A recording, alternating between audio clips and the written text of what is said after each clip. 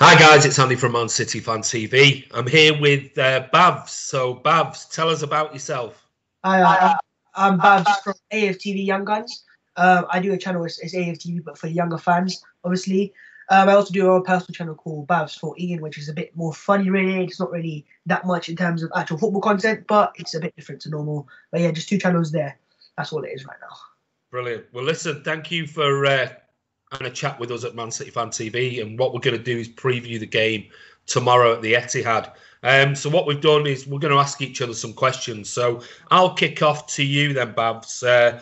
Unai Emery seems to have steadied the fan discontent that was there last year with Wenger, or been there for a number of years. Has he done this, and how do you think he's done this season? I don't think he has really completely yet. I think it's his first season right now, and I'm looking at it and I'm like, do you know what? He's done well. He's done it higher than expectations, but at the same time, I'm looking at it, and Arsenal fans, we're not going to be happy until we compete for the league again. Top four is great. Top four is great, but unless we compete for the league, like your guys, like Liverpool, we're not going to be satisfied. Do you know what I mean? So we're such a big club, we want to be competing for the big trophies, and the last time we won the league was 2004, and do you know what I mean? It's one of those where, yes, he's happy, the fans are happy now. They're a bit more happy, there's a bit more structure in the team, but at the same time, in certain games, we're like, maybe Wenger would have been better, like in smaller games, because the football we're playing sometimes in big games is good, but smaller games, we struggle to pass, there's a slow pace to our team, there's no rhythm sometimes. So yes, he has satisfied the fans, but has he made them all happy? Not really. I've seen a lot of fans on Twitter still complaining, because that's what Arsenal fans do, really. But yeah, I think he's happy. He's made us happy. He's made me happy. But there's still a long way to go. There's still a long way to go. On the back of that, then, just another question: what is going to make Arsenal fans happy? Because I know you said, challenging for the top four, but for the Premier League rather than the top four. But realistically, can you see that happening? And what is it that Arsenal fans want to make them happy? I think first and foremost, it's the Champions League. Oh, wow, sorry for that. First and foremost, it has to be the Champions League. We have to get back in the Champions League. We are not a Europa League team. And yeah, if we get back into the Champions League, it's going to help us out. The fans are going to be a bit more happier. Obviously, we're back where we deserve to be. But I don't know what Arsenal fans want from the Champions League. It's not like we're going to win it. We usually get battered in it quite a lot, so maybe you want to get battered a bit more. I don't know. I think the Arsenal fans want the Champions League back, into the Champions League, and then slowly progress into the Premier League title race, like Liverpool have. Literally the copy of Liverpool. They started off pretty poor, like us, 6th place, 5th place, moved onwards to 4th and 3rd, and now competing at first, top of the league. So that's what Arsenal want to do, really. It's challenge for the league. That's the main asset. So that basically that means that's going to take 3-4 years. It is, and Arsenal fans need to be patient, but we don't. We're not patient. As we're Arsenal fans, we always want to be the best team. Do you know what I mean? We're Arsenal. It's not like we're a smaller club. Respects to like an Everton. Do you know what I mean? We're Arsenal Football Club, and we haven't competed for a league for like, I would say, good 5 years now, right? So, and the thing is, we've got money there. It's not like we have no money. And obviously, we have this self-sustained model where we're going to have to deal with it. But Liverpool also done the same thing. They brought in Coutinho, sold it for mass profit, and you don't see them complaining now. So maybe Arsenal fans, yeah, we need a bit more patient at the same time. Yeah, I see why Arsenal fans are frustrated, when some Arsenal fans have been going for Arsenal for ages right now, paying season tickets that are most expensive in the league. I've heard a Man City season ticket costs around £300, £200. An Arsenal one costs upwards of £1,000. So if you're paying that much money to watch City win the league, why are Arsenal paying £1,000 to finish? Well, I think our most expensive season ticket is £30, £40 more expensive than your cheapest one. Wow, there you go. That shows you. But anyway, yeah. Okay, so your question to me then.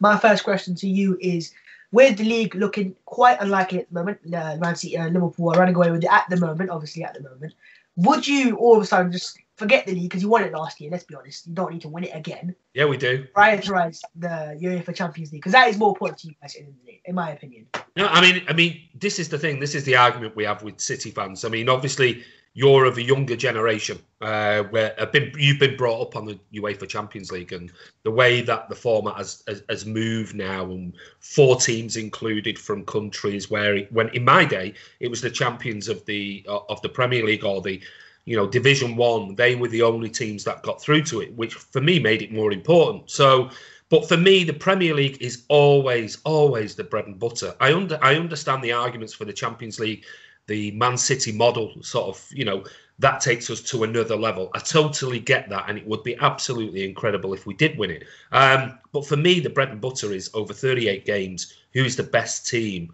over that long period? In the Champions League, it's like any cup competition. You need a little bit of luck. We only have to look at the 2 games we played against Liverpool last season in the quarterfinals. Offsides being given when they weren't, and goals being disallowed when they weren't. And that's what happens in sort of cup competition. So for me, it'll always be the Premier League. And especially considering the season we had last season, to win back-to-back Premier Leagues shows a sign of a in a given period, it shows a sign of a very, very good team. And I think if we can do that first, that would be beneficial. And then we can move on. Once we've done that back-to-back, then go into the Champions League and go all out for the Champions League. And if we don't win it the 3rd year running, fine, fair enough, but we'll go all out for the Champions League. So I think different generations look at what is deemed success, or, we see it a lot on Twitter as well. If we don't get the Champions League this year, then it's a failure. No, not for me. Back-to-back titles, 5 points behind Liverpool, we're still in it. Okay. Obviously, as you said, I'm from a younger generation. So when I go to school, the first thing I get taught on is the Champions League, obviously. And Arsenal obviously won a lot of league titles. It's the Champions League. So my point of view was that you've won the league a few times recently. Maybe it's time to win the Champions League once or often. But yeah, I think you made a good point there. You want to be a bit more dominant in the league, make a statement like Man United did in the past. So yeah, it makes sense. Yeah. Okay. So my next question to you is, you're not left in any cup competitions now. No. Well, Europa League is a cup competition. So what's that? Europa League is a cup competition technically. Well, all right then. Okay. Yeah. Okay. I mean the major competitions. Okay. Domestic. Yeah. Okay. Yeah. Europa League. Yeah, it's still United won it. So if you didn't finish in the top 4, okay, let's say you didn't win the Europa League and you didn't finish in the top 4 this season, would you class that as a failure this season? Yes, because I think the reason why Unai Emery was brought in the first place was because he's a Europa League specialist. He's won it 3 times in 3 years with Sevilla. So I think that's the main reason why we brought Unai Emery in. And the whole point of bringing him in now, and the points of we want to sign Perisic, sign Suarez, Carrasco, these are short-term players right now at the moment. They're not some long-term young players. It's clear that Arsenal want to make it, have to make it in top 4 this year. And I'm sure if we don't make top 4 this year, it's going to hurt Stan Kroenke's pockets even more. And he's going to say then, what's going on here? How can we get back into the Champions League? Because that will be, 3 years in a row. And that for Arsenal, we were in the Champions League for 20 years in a row.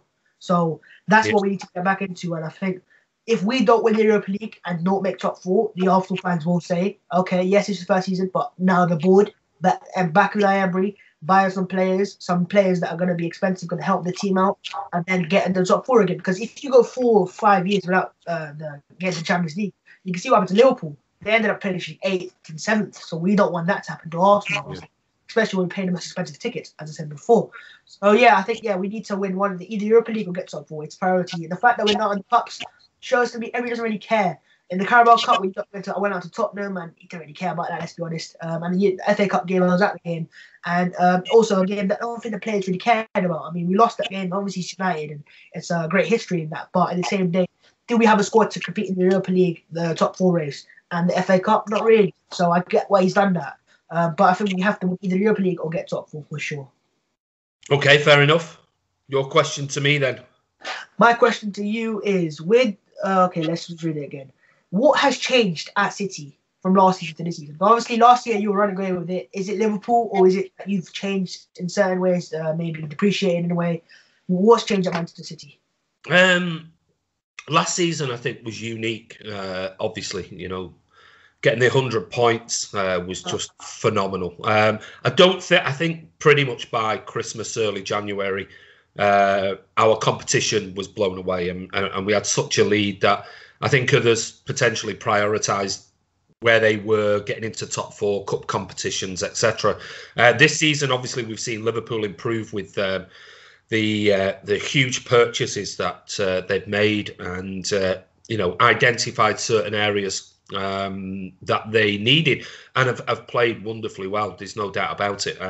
So that's put pressure on, and pressure sometimes creates an environment whereby freak results can happen. It was unusual. People were coming to the Etihad. We were going away, and before the game was even started last season, it looked like we were going to win. It's not been the case this year. Teams have had a go at us. What the reasons are? Obviously, we've got David Silva another year older, Fernandinho another year older, but we've been hit this season with sort of a real problem with injuries. Vincent Kompany again is out, and looks like he's not going to be anywhere near the squad tomorrow. We've had Sergio Aguero out. We've missed Kevin De Bruyne for pretty much most of the season so far. He'd get into any team in world football, any team, and I'm including Real Madrid and Barca in that. We've had Ben Mendy again, another long-term injury, comes back, gets injured again. And I think that has impacted because our defence, we've not had the cover that's been there. Certainly at left back, we've mixed and matched with Delph and Zinchenko. We put Danilo there lately. It's still not the same. So we're missing out from an attacking point of view as well. I think it's a mixture of teams like Tottenham, Chelsea at the beginning of the season are getting better, or they were getting better. The pressure that Spurs are still putting on us, only 2 points behind. Liverpool certainly having a much bigger, in-depth squad, playing really well this season, defensively sound. So I think it's a combination of injuries, and plus we're in 4 cup competitions, and that's we're fighting on 4 fronts. That is huge. Even though people say, well, you've got a massive squad. Well, we've only got the same number of players that everyone else has, but we're playing every 3 days, and I think it's a good thing.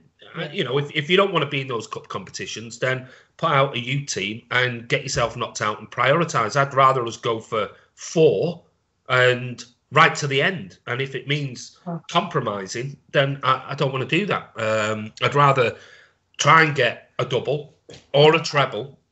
Quadruples out of the question, but I think it's a culmination of all those things. I think that makes sense, obviously, because the way I look at it is, say if Liverpool's first team left back was injured, their first team best player was injured, like Kevin De Bruyne, which team could then compete for the league, and you're still up there, aren't you? So it proves how good your squad is and how good your manager is as well to get them out, the players, because he's coached a lot of players. I mean, look at the improvement of Raheem Sterling.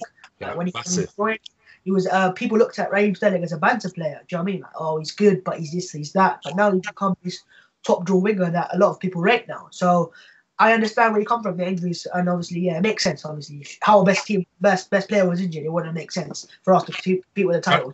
Try having 3 or 4 of your best players. Like we've missed David Silva at times because of issues and things. So. It's hard when 3 or 4 of your best players are suddenly missing, and that's what the squad's for. But it's still not the same as having your first 11 out for. I think that's what happens when you compete for the league like Liverpool are right now. You get a bit lucky with injuries sometimes. Liverpool, for example, Salah injury-free, Mane, Firmino. Yeah. If one of them get injured, then what happens then? Does Shaqiri perform the same way? So that's how it goes. I mean, remember a couple of years ago, Hazard never got injured for Chelsea, and do you know what I mean? So that's how it goes, I guess. But I think that's really it. Okay, my next question to you then was, who's been your standout player of the season so far? Okay. Well, there's quite a few players, actually. I think quite a few players that surprised me. I think Lacazette has improved quite a bit under Unai Emery. But my heart does say, for some weird reason, that Unai doesn't really fancy Lacazette for some reason. I don't think he really wants him. Because in big games, you don't play him. Maybe tomorrow he won't start. Because I think he prefers Aubameyang because he's a bit faster player and stuff like that. But I don't think he fancies him. But then again, I think he's been a very good player for Arsenal. Aubameyang, as always, scoring goals, what he does. I think he's second top scorer in the league. 1 goal behind the diving man himself, Mohamed Salah. Do you know what I mean? So I'm looking at it. I think our best player in my eyes has been Lucas Torreira. We bought him from Sampdoria. And when we signed him, I was like, this is the player we needed for ages. He's a bit like Kante, the way he tackles, the tackle numbers, the passing numbers. And he's brought a lot more to our team, a bit of dynamism. He's helped Xhaka out a lot. And to make Xhaka look good, you have to be good. So I think Torreira for me to be our best player. He's come in, he's not shocked me because I know he was going to do it. He's going to come in, he's going to tackle, he's going to do stuff like that. And it shows what Arsenal have lacked. And now in big games, we are competing a bit more.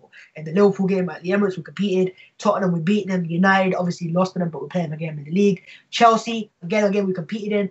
And it shows the game we missed him against was you guys and how much you struggled. And when he came on, he did help us out a bit. So I think Lacazette's great, Aubameyang is great, but I think it has to be Lucas Torreira for me. He's just been such a good player for Arsenal. And I think he's a player that maybe you guys in a couple of years might be going, oh, he's what we want. So we'll keep hold of him as much as we can. But Torreira's been our best player so far this season. Well, we've been linked with all the central defensive midfielders all over the world, and it's something obviously we're going to have to address in the summer with Fernandinho, 34, still doing brilliantly well. But another season, we need a bit of backup there. But yeah, he was the player. I must admit, he was the player at the beginning of the season that I think you lacked, and it was the one player that you've been missing for years. Really, a real proper aggressive, tackler and leader, and I think I agree with you. I think he's been brilliant this season for you. So your question to me, same aspect of you asking me that. I'm going to ask you, any Arsenal players that you would like to sign, perhaps? Is there anyone in the Arsenal squad that you want? Just take them. It's fine. It's going to happen. Yeah, you probably want about 200 million for him.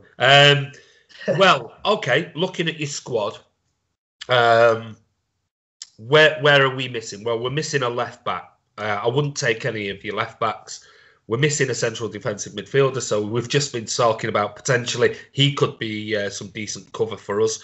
But one thing I am a little concerned about is we've got Sergio Aguero and we've got Gabriel Jesus as our strikers. That's it. That is pretty much it. And when Sergio's out, that's a lot of pressure. We've got to remember, Gabby's only sort of 21, 22 years of age. And, he went through a rough patch at the beginning of the season, but now he's just banging form whenever he plays. But he's being dropped again, and possibly he'll be dropped again tomorrow. So for me in the summer, not only I think do we need a left back, a central defensive midfield cover for Fernandinho, I think I'd like to add another striker. And, would I take Lacazette and Aubameyang? Yeah, I'd take one of those. But, whether they'd be cover, they'd have to be happy to rotate between Gabby, Sergio. So Aubameyang is getting on a bit. He was one that a couple of years ago I was on City forums and things like that, sort of saying I would have liked him at the time. So I'd go for Lacazette if he was prepared to rotate with Sergio and Gabby. That'd be mine. Is that Lacazette over Lucas Torreira? I think if I had to take one of them, I'd take Torreira. Okay. Yeah, right now. Right. But I'm not going to take him because I think we're going to go for Ndombele in the summer. A good player. And I think that's who we're going to identify for that role. So if I had to take another one, it'd be a striker, which would be maybe Lacazette because of his age. Yeah, I think you missed out when De Jong went to Barcelona. I think he would have been perfect. Because Ndombele is a great player, but he's nothing like Fernandinho at the moment. He's a dribbler. He progresses the ball a lot. Yeah. Fernandinho is more of a tackler / progresses the ball. So I think if you look at De Jong's stats, his tackle number is insane. So we've been doing videos on him for months and months, and every time we've done a video, we've said he don't want to come to City. He wants Barcelona, and if Barcelona come knocking, I don't get that nowadays, man. Barcelona, the team they used to be, they've got Messi, but let's be honest, are they competing for the Champions League year in year out? Not really. But if you're a young player, exactly, and you get a chance to play with Lionel Messi, exactly. even if it's just for 2 years, you're gonna. It's still a massive pull. So I never thought we'd get Frankie de Jong, full stop, months ago. I was in Lyon for the Champions League game when we drew 2-2, and Ndombele was an absolute beast. I mean, he ran the show. He was absolutely brilliant to watch him live. So I think that's who we're going to go for. So, yeah, other than that, I'd take Torreira if we had to right now. If not, it'd probably be Lacazette maybe because he's a bit younger than Aubameyang. So my question to you then is the one back to you. If you could take one and only one, you can't take 11. If you can only take one, which Man City player would you take now at Arsenal? Oh, wow. One Manchester City player. Oh, good. I'll tell you what, let's do it a bit differently. Forget for the future. for next season, for this season now, Okay. to the end of the season, to guarantee top 4, and let's say they could play in the Europa League for the next 4 months, you could take one player. It's scary because you've got De Bruyne, and he's the one I love so much. He's such a satisfying player to watch. The way he strikes the ball, and he's just a commanding midfielder, and he's everything I wish Mesut Ozil could be. Do you know what I mean? And he suits the three in midfield. He would help Emery out. He can press like he's done at City, and he is just by far for me the best player in the league in my eyes.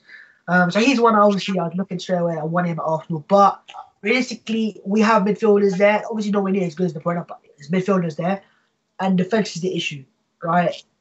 Company's injured, so I don't really want him. Stones is a good defender, but I think by far your best defender in my eyes is Laporte. And I look at him and I'm like, he's young, he's tall, he's fast, he can pass, and also for Arsenal's sake, he can play on that left side, which Arsenal don't have. We have right side centre backs, all right footers. I'm looking at him, and as much as I want Kevin De Bruyne, because our defense is so bad, it has to be Laporte. End of the day, it has to be Laporte because we have such bad defenders, and midfield-wise, so I think you're all right. We can get away with them midfield Torreira and Guendouzi, Xhaka, Ramsey, Suarez is in there as well now, but we need a defender, and Laporte's the best defender. We'll take Laporte. Cheers, mate. We'll take him right now. You have to give us about 150 million for him. He's been brilliant, and we did a video the other day, and we're talking about transfer news and things like that, and he's literally the only player that Pep has gone in for, didn't get, and gone back in for again. And I think the reasons were the first time he was injured and he wanted to make sure he was fit to prove himself. Pep rarely ever goes back. Once he's been refused by a player, that's it. He don't go back in for him. But he obviously really identified Laporte as the next big thing, and he's been superb this season for us. Absolutely brilliant. So yeah, but you're not having him. Tough. So your question for me. You asked me this before, I'll ask you this now. Who is your player of the season for Man City?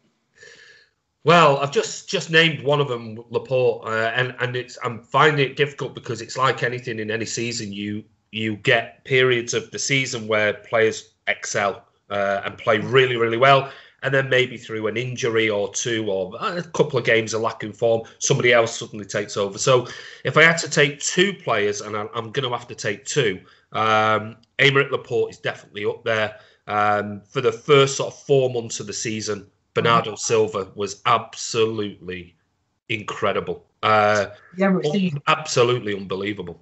He was by far and away our best player. But consistency-wise, Laporte has been, he's been up there as well. And a couple of games, Bernardo sort of dropped off a little bit, but I think he was tired and he's had a little bit of a rest. Might come back in tomorrow.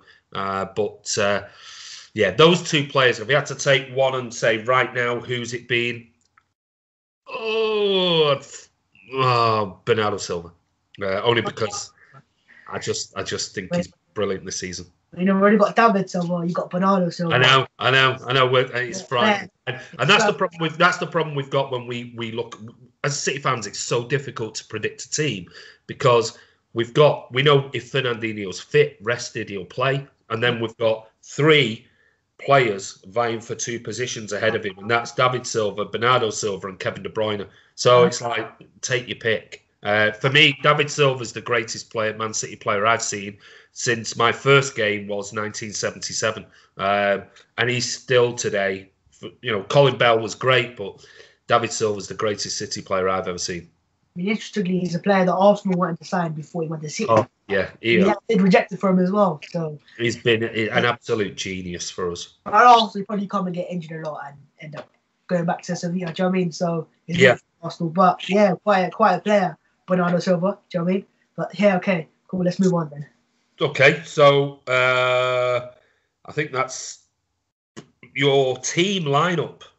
What we'll do is we'll put your team up that you've predicted for tomorrow. We'll put this up on the screen. Don't worry, it can go over the top of me. You can talk through your team and your lineup and your formation for tomorrow. So over to you. Okay, yeah. So I've done this yesterday. I did a preview for my own channel, AFTV Young Gunz. It's due to come out in 3 minutes or so. But what I said yesterday was our best formation that we play in big games. Yes, 5 at the back is great, but do we have 5 fit defenders? Not really. Do you know what I mean? So we can't really play with 5 defenders. So I've gone for a 4-1-2-1-2 diamond formation, the diamond midfield. I think with your midfield, we just need to find a way to flood that because there's so many good midfielders. And if we play 3v3, you're going to annihilate us. It might be 6 goals. That's what I can see happening. A midfield 4 can be a bit more compact. And in Torreira, Guendouzi, and Jack, I've got 3 players that I cannot hold. They're good at tackling. They've got good interception numbers. They can run. And obviously, they give Xhaka some legs as well, Torreira and Guendouzi. They can also progress the ball. And overall, they'll help us defend, also progress the ball. So I'm thinking a midfield 3 of them 3, with Ramsey in front of them. I want to see Dennis Suarez play. Obviously, he came from the City Academy, so it would be interesting. But I'm thinking Ramsey, he's been in Arsenal for longer. He will know the systems, the formation, the tactics, the way we want to play. So I think Ramsey's going from that diamond. Back 4-wise, it's quite makeshift, I'll be honest with you. Well, Koscielny playing from a broken jaw. Not really, but he's back, I guess. Let him go, has to be a goal because check. Remember the start of the season, he kicked it in his own net against Man City. Don't want to happen again. That's the last thing I want from Petr Cech, which I'm happy with retirement. Right back, Carl Jenkinson. Don't laugh, please don't laugh. I have to pick him because against Leroy Sané. Yeah, but I'd rather have Jenkinson against Sané than I would have Lichtsteiner. Yeah. I agree. He's finished. Do you know what I mean? And Maitland-Niles is a good player, but he's not a right back. He's not a proper right back. Yeah. Jenkinson's a proper Arsenal lad, supports Arsenal, fight for the cause. And he's give him a chance to them to prove himself. Because obviously, players in the past at Arsenal have come through via the injuries. Maybe now Bella is injured, Jenkins has a chance to push on and maybe get himself a move end of the season to a bigger team. Or not a bigger team, but a good team. Left back, Kolasinac, he's great going forwards, awful defensively. Sounds like a fast football club for you. And I have to play him there. Monreal's a good defender, but Kolasinac offers a bit more going forwards. And we need that. Obviously, we lack of creativity in the midfield. We need wing backs to go forwards and help provide width. So he has to be our left back. Centre back's Koscielny and Mavropanos. Mavropanos is a player who I highly, highly rate. Obviously, he's not as good as Laporte also, but he's a player who Sven Mislintat has brought in, and he played 5 games last season before he got red carded against Leicester City, and he's been injured since then. But he's a player who's tall, he's strong, he's fast, a bit like Laporte. He's Greek. And I think he's better than Mustafi. Mustafi just, I'm not playing Mustafi against your attack. He just end up slide tackling your players, getting sent off and giving you a penalty. That's the last thing I want. And yeah, I think Mavropanos and Koscielny's back. He has to play. He's probably our best defender right now, fit. Great intercepting player, great intercepting and tackling and stuff like that. And up front, Ramsey, Aubameyang, Lacazette. I think any defence in the world, they will cause issues. They got great movement. Runs in behind. Lacazette will drop off deeper. And Lacazette's hold-up play is something which is massively, massively underrated, I think. I think his touch and stuff like that. It's a bit like Sergio Aguero. Yeah. And Aubameyang, you got a player that's going to peel off your defenders. And if your defenders fall asleep, like you did against Liverpool, for example, you could get punished, right? And I think it's going to be that solid midfield 3 to hold the midfield. The fullbacks and the bomb forwards. So you're going to have 2 centre backs there. So that midfield is defensive block of 5 really. And then you've got the front 3 and the wings to come forward, so wing backs to come forward to help attack. So I think I'll be happy with that team. I don't think Emery will play that team. I think he might play Mustafi in the back instead. So maybe that's an issue. And if Mustafi plays, and also Lichtsteiner, if he plays as well, I think we can't. There's no chance of winning this game. No chance of us winning this game. When you're speed on the counter attack, it's just literally suicide. It is suicide against your team. But hopefully Emery listens to it, he watches this video. And Unai, please, back to midfield 3. Cheers, mate. Okay. Check it out. That's all good. Right. So what about score prediction? My score prediction, that's a hard one. It's one of those where Arsenal can lose 6 or win by 2-1. It's one of those. Looking at your team, Kevin De Bruyne is back fit. David Silva's there as well. Fernandinho's there. You've got a fully fit team then, to be fair. It's hard. It's one of those games where you've lost the last game, and I'm like, maybe you can go and nick a result, but it's Man City away. It's not at home at Arsenal, right? Let's just go. I'm going to go and say Arsenal draw. Optimistic. Let's go Arsenal 1, Man City 1. Don't know why, but I just do it. It could happen. It could be one of those games. You struggle to score, we struggle to score. You score, we score. Bang. Done. Yeah, well, we've got to bounce back after Tuesday night. That's without a shadow of a doubt. Okay. Yeah, decent lineup. So, your last question to me? Same as yours. Predictions and lineups. Right. Lineups, like I said before. With Pep, you just never know. You can... Exactly. You tried to do it every week, you'd look foolish because he changed things so often. I mean, like I said before, we're in so many competitions. He's got to think now we've got a rearranged game at Everton midweek as well. Then we've got Chelsea at home, and so we've got 3 big games all in, and then 3 days gap. So I don't know what he's going to do, whether he's going to go full on for tomorrow, whether he's going to rest a few and try and sort of balance it throughout the next week with the 3 games. But if it was me, this would be my lineup, and that is pretty similar to how we start. We don't often change a great deal with our formations. It's a normal standard sort of 4-3-3, and I'm going to go with Ederson as usual in net. I think Walker will keep his place. Danilo did not have a good game against Newcastle midweek. He was awful, in fact. And he's actually had a couple of decent games lately, but I think he might miss out. Stones Laporte, I think, will keep the place. Company is out. He's not playing. Pep was very sort of non-committal on questions yesterday in his press conference. When asked, is he fit? He went, I don't know. And that was it. Left back, I think this is where there might be a change. Fabian Delph is back fit again. After his suspension and little niggle. It wouldn't surprise me if we see Fabian Delph come in, a bit of solidity, a bit of tackling. Danilo can get caught out of position, and that's his problem. And then we saw those sort of 2 errors against Newcastle. Usual midfield, 3 midfield, Fernandinho holding. Kevin De Bruyne will definitely play. But this time, I'm going to drop David Silva. I'm going to put Bernardo Silva in there. He looked very leggy against Newcastle. He was pretty much non-existent, which we haven't seen this season.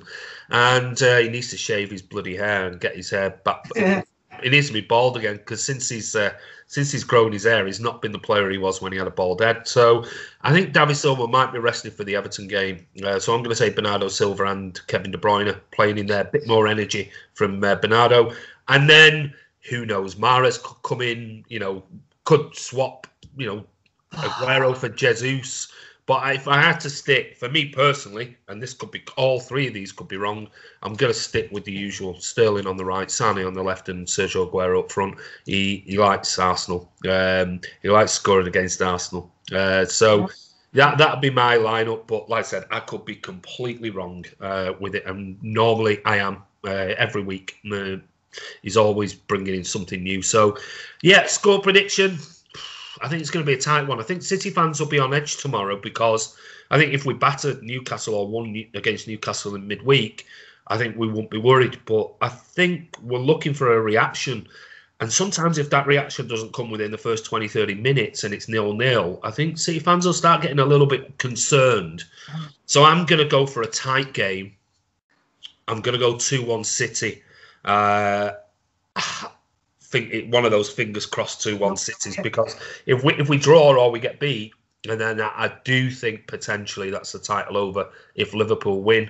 But if we win and then we've got Everton again midweek, then all the pressure is back on Liverpool again. So yeah, 2-1 for me. But anyway, listen, I want to say a massive thank you. I know it's early morning and we're doing this, and are you going to? Are you managing to get up to the game tomorrow? I've got a ticket, but I'm trying to find a journey to get up there. Obviously, we're snowing that over here. It's going to be hard to get up there, but if not, Robbie will help me get there as well. So hopefully I'll get there. If I'm not, I'll be watching it on TV anyway. So I'll be at home, comfortable. Well, I'll be up there. Ray's away in Paris, so he's got to go back to Paris. So it'll just be me tomorrow. But I'm normally around the Blue Moon Cafe near the back of the City store. So if you're up there, we're there about 3 hours before kickoff. So come over. Have a chat. Listen, I want to say a massive thank you. Just for the people who are watching, who want to follow you, just give us a shout out to your channel again. So I do AFTV Young Gunz, obviously. So Young Gunz is AFTV, but for younger fans like myself. And then also my own channel called Bhavss 14. It's a bit different, so if you go over there and find it a bit weird, I've warned you already. It's a bit funny. It's a bit different to every other football fan channel I have. It's not a fan channel. I think it's more a personality channel. Of just me being funny, being weird, and just being myself, I guess. But yeah, that's already it. So that's all. Cheers for having me on, I guess. What about your Twitter? My Twitter is Bhavss14 as well. It's all my channel. Just go on my channel, you'll see Bhavss14 up there, Twitter, Instagram, all of it. It's double S, isn't it? BHAV double S. Exactly. Yeah, Yeah, I watched one or two of your videos yesterday, and it was making me laugh. Lots of humour in it. So listen, guys, go over and check him out. It's quite funny. But anyway, this is Andy from Man City Fan TV. Again, a massive shout out to Bhavss, and a big thank you for coming on Saturday morning and previewing the Arsenal game. So anyway, don't forget, subscribe to both channels, click notification, and don't forget, keep commenting below the videos, and we'll see you soon.